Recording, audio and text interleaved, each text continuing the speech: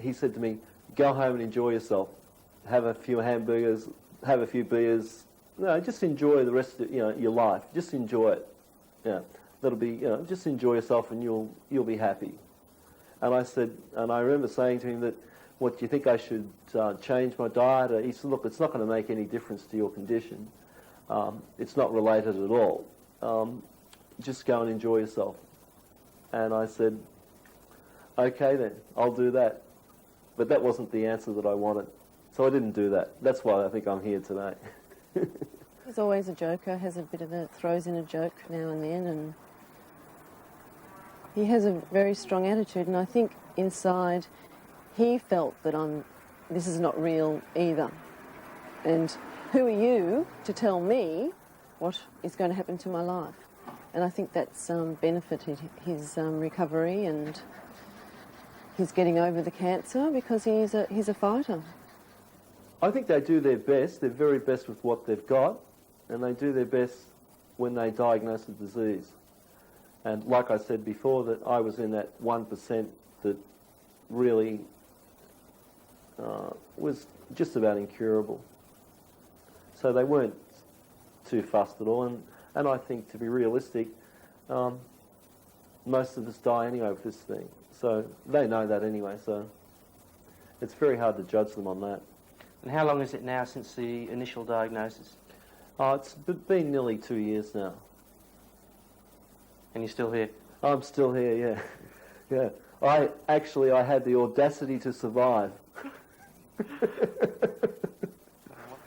You can beat it. You can fight, and you can change things. And I was determined to make sure that was going to happen.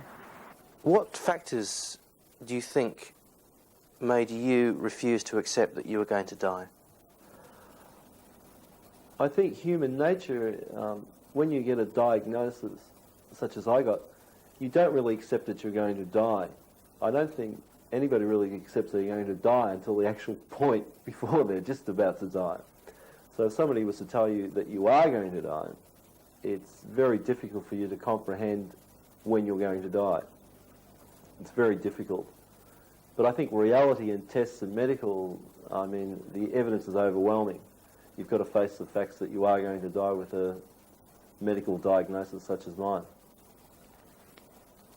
Having said that, you didn't accept it.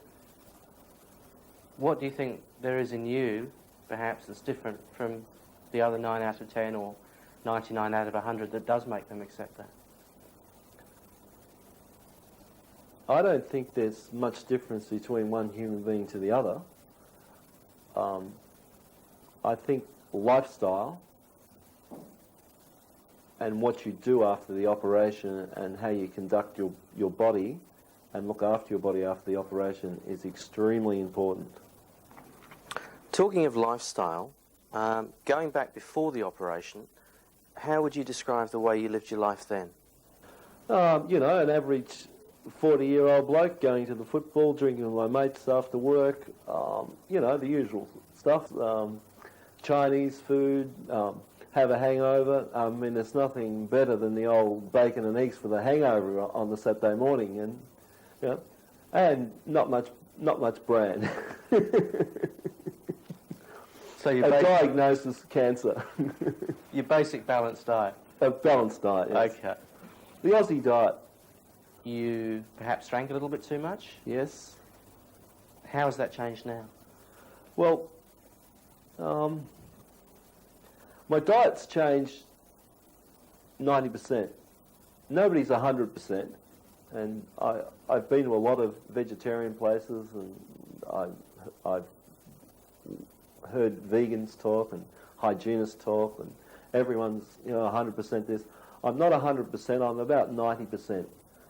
But I can honestly say that the only thing that I didn't really give up was the alcohol, but I turned it down a lot. I used to drink every night, and I turned it down to once a week or maybe once a fortnight. Have a drink after the football or whatever. The doctor recommended that I have chemotherapy. And I said to the doctor, I said, why give me chemotherapy? And he said, well, just give it a whirl, it might do something. He said, but basically it's very useless on metastases of the liver, quite useless.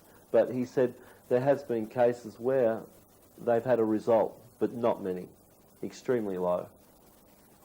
So essentially he was clutching at straws? Yes, both of us. And he just recommended that. So off I went to the old chemo factory. And how many treatments did you have? Well, it was really strange. He didn't really know how many to give me, and I just thought, he said, well, do you want them 5 treatments in a row, or do you want them once a month? And I just thought, geez, this is a pretty good way to live. And I just thought to myself, well, if they're going to give it to me, they might as well give me a whole heap at once. So I had, he suggested that I have a half an hour treatment, 5 days, once a month. So I had it like Monday, Tuesday, Wednesday, Thursday, Friday.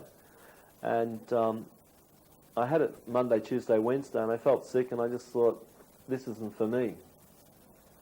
And I let it go, and I saw the oncologist a couple of weeks later, and I said, look, I'll try it once more. And I went for about another 3 goes, and then I decided not to have it anymore. So I had basically about 3 hours of chemotherapy altogether. For the benefit of people watching this, can you describe the symptoms you felt after you had the chemotherapy, immediately after you had the chemotherapy? It's a pretty sickly stuff. You know, the old mustard gases, well, that's basically what it is. You know, it's pretty tough stuff on the old body, and basically you feel quite sick. You gave up the chemotherapy. Did you switch entirely to non-conventional medicine? Yes, I did actually, and I got into it by accident. I was driving along the old car in North Sydney, and the ABC was on, and they were talking about Chinese herbs. And it sounded pretty interesting to me because the herbs are a natural growing thing, and I was on a hygienic lifestyle, and I just thought, yeah, they make a bit of sense to me. Very much sense. And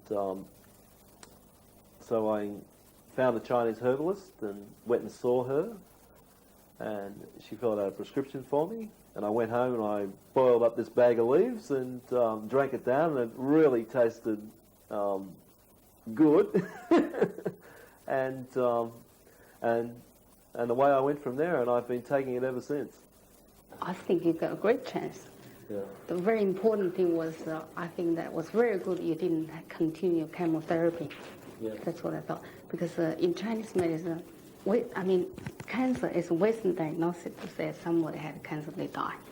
Well, in Chinese medicine, we don't look at that. We don't care about the disease. We care about how's your body fighting ability. So when I first see you, although you had a lot of trouble, your pulse was weak, but you can see your body looks strong, and you had a good chance. You had a good energy, you had a good chance. So what this medicine will do is not cure the cancer. This medicine is trying to promote your body energy to fight with the cancer and suppress the chance of a cancer growth. So it's kind of battle. So I can't say the herbs are cure the cancer. The cure cancer depend on your body. I mean, so at this stage I would say you're not up very quickly, but you're not down now. You're really stabilized. So what we're trying to do is push you hard to go climbing up. She's a really special person to me, and